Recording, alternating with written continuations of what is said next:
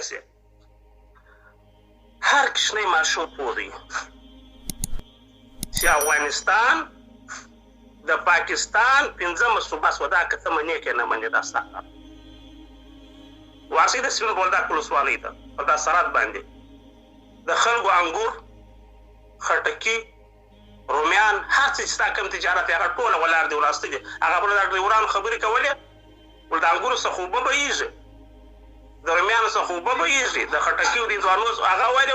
ول د بادرنګو سم اوبه بهیږي ستا خوتوره در په دره کې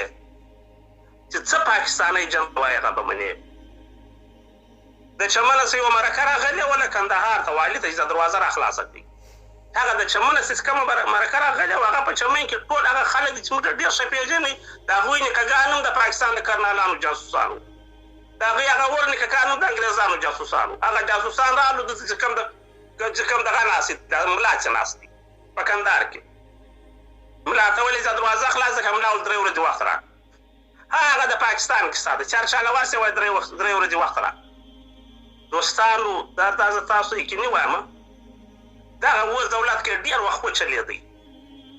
دا به 6 میاشتې نور وچلېږي یا به کال نور وچلېږي دا نه دی دولت نه دا چلېدلی شي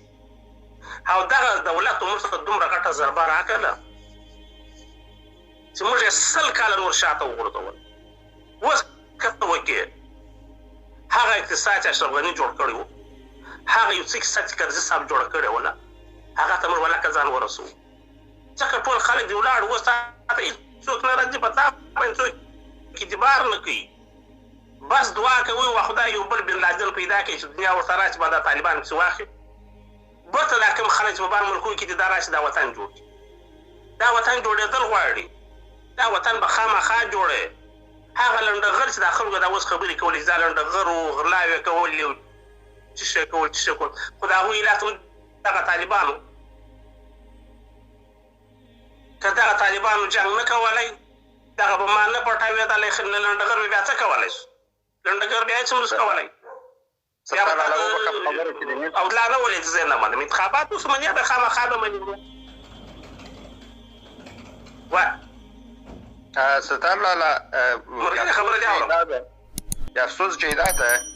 دغه خان یوسف دغه خلکو ډېر سخته مبارزه د هغو لنډغرو د هغو زورواکو د هغو رشوتخورو دپاره کوله او اوس وایي چې نه طالب ښه زه له هغو خلاص کړم دغه جید ما ته ډېر د افسوس راځي طالب خدای هغه خو بیا هم شو افغان خو دا خو زموږ د پاکستان کرنل ناست یو وخت د کندهار والي ولا که بل څوک دي بیا پاکستاني کرنل د چمن کرنل ټول د کندهار ولایت د ورځګان ولایت دا ټوله د د چمن د کرنل په لاس کې د کوټ چې کوم کور کمانډر دی دا نیم افغانستان دغه په لاس کې هغه خواته چې د پېښور کور کمانډر دی د پاکستان د ایسای مشر ولې د پېښور کور کمانډر ځکه چې هغه ټوله علاقه د در لاس لاندې دا خو موږ ډېر ښه منو په دې کې شک نشته خپل ایسای مشر وایي د ایسای مشر هغه بل څه بلا دی هغه غلپا مو که څه نومې دی هغه غلپا وایي وایي دا کیاني دی که قیدیاني دی که څه بله دی وایي دا د ما څه ښه پاکستانی دی نو د میرم شاه سره راوستلي دي د کوم د چمن د ملا رزاق نه دی ملا رزاق دغه پېژني الکوزی صاحب یې پېژني ملا رزاق څوک دی ملا رزاق د چمن دی په کوم ملیزی دی د پاکستان شهزادګانو سره دی و د شهیدانو وزیر دی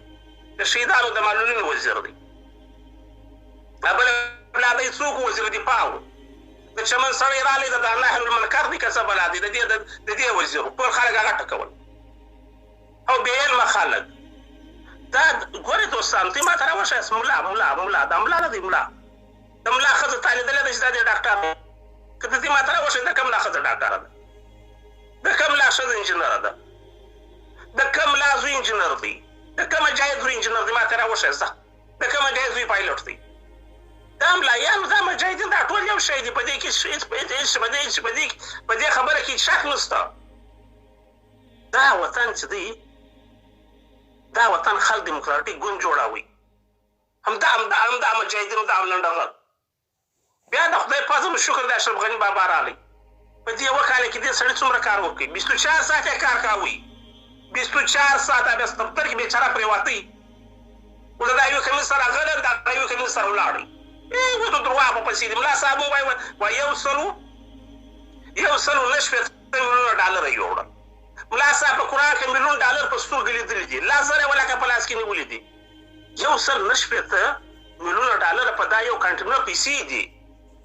یو کانټینر $1 لک دومره راځي $1 میلیون یو غټ کارټون باندې هسې د خلکو دروغ دي ودیم خلک تاوزي چې اشرف غني د ځان سره $1.9 میلیون یوړه دا کانټینر ډالر دي دا کانټینر ډالر د 25 کې یوړه تر دغه اندازې زموږ قوم چې دی دا دغه اندازې انپړې ساتلی دوستانو دا په بار ملکو کې موږ تاسو ګورئ دا خلک پر یو کوچني ماشوم باندې څومره زحمت باسي